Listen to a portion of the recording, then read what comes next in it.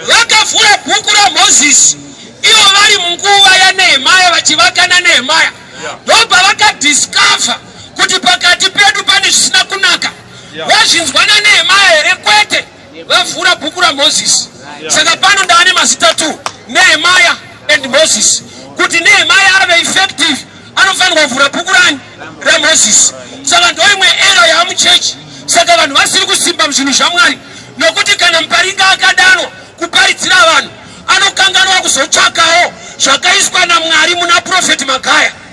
Amen. Usuri chinzwa mashi. Oroda zvirambe zviri kuBhaibheri mina yasokutirira mushono panzwa.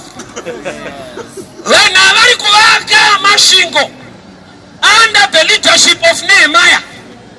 Zvekuti Nehemia zvaanotaura ndo zvavanoteerera.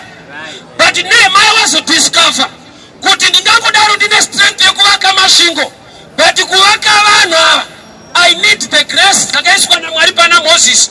Varume muri munguva yaNehemia but vhurai bhuku raMozisi. Hallelujah. Yeah. Success as a minister kugona kuziva kuti nyangwe ndiri Nehemia I need to know the grace of God upon Prophet Matema. Yeah. There is something in him that can help me to minister better. Yeah. There is something in Prophet Makandiwa that I can learn from him for me to minister better. As I'm not called. Yeah. Another level, prove kuti munhu ane wisdom. Unenge une teachable spirit. You learn from others. Yeah. Father. Vakuru vedu vangangodaro vane zvavari kukanya nhasi, but we have got a lot to learn from them because they preached Jesus to us. Hamtaro yakarasika. Paakarasika ndapanzwa paakagona imbotudza. Because chinoita kuti munhu anzi arasika kurati anga ari right. Ndinzwa tikati ndingari kurasika zvoreva kuti pane paimbofamba mushe tudze ipapo. Yeah. Nokuti haungarasike kana usingabvira wapinda murodhi chaiyo. Baba, munhu ari kuya kutauna akanzi arasika anenge abuda munzira akurasika kuti pane paakamboiwana ende paakaiwana ipapo panoshanda ende tiri kupada.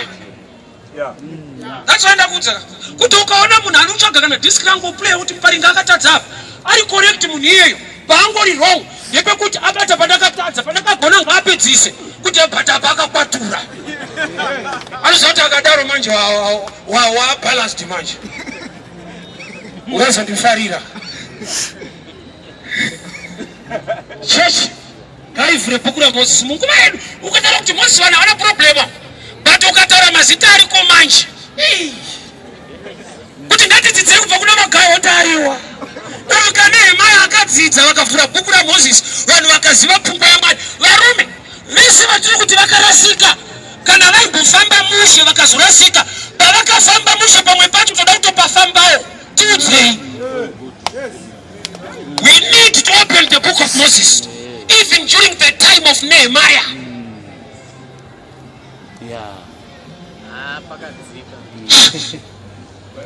Azoda mwaja azoda ora zvataura ndazvinzwa amuna here zvamakanzwawo zvakanaka nokuti nzwa ipfungwa maitredu isusu kuti tikadzidza chinhu kubva kune mumwe munhu hatidi kumupa credit ndozvingori mumunhu haudi kusheya mbiri yako so munhu anokoda kupigwawo so hapana paunozoti zvandataura izvi ndakadzidza kuna ningi. Few preachers can do that. Very few.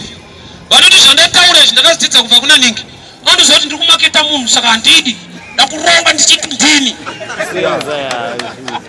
Inini I'm open. I learn from others. Why? I've learned a lot from Prophet Makandiwa and I'm still learning. Ndini uyo. Ete wewe ina problem leo ndini. Ena ndikukudza kuti dzidza kwaari kana ukasiya ari kudzidza ikoko ndini. Dzidza wako unodzidza ikoko. I've discovered something. Unosara kuti mastika aturikisa padzimotikari dzedu ekucheche kudiya hazvina kutanga nhasi izvo zvakatangwa nevanhu vokwamwazha kudhara vakatukwa for a long time vanonamata munhu mapikisha amwazha padzipa mapikisha amwazha parori. Mazuva ano pane mafundisi edu hatichatukwawo Kurati kana takuita isusu zva right. Mukaita mega muri wrong. Chikata kuitawo. Anza mwatuka takisirwa makarenda, mastika. Ndakazoona ane muru. Ndokubvatsvaga vhese kutsikira kuti but aya manje ndo ane mweya. Makarenda kaya.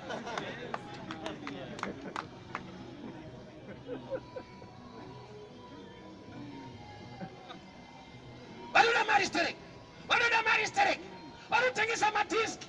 Ndakazoona anake. Kurati kana iye akuita hapachadiwa mari. Zvina Mwari. Sometimes whatever you are attacking today, it's a matter of time. You do likewise. Gona and the baka gona pakati nakira. Jesus is Lord. Ari kudai. Ari kudaro tazvinzwa. But pane pavanogona imbopa rova. Ndokudinzwa. Munhu akarasika kandi yotoda kukorekta. Kureva kuti vasina kurasika ati vakorekte nekuti havakorektiki vakatorasika kudaro.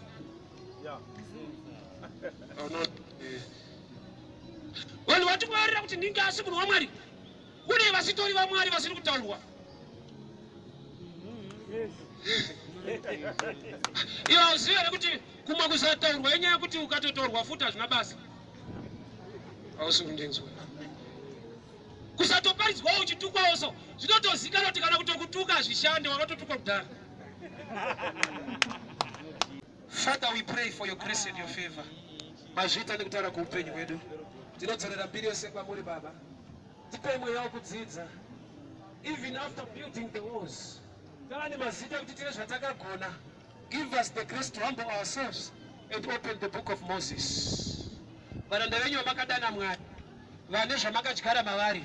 Give us the heart to learn from them. Tine zvatinogona. Asi mune vamwe Baba munogonesa zvimwe zvatisingagone.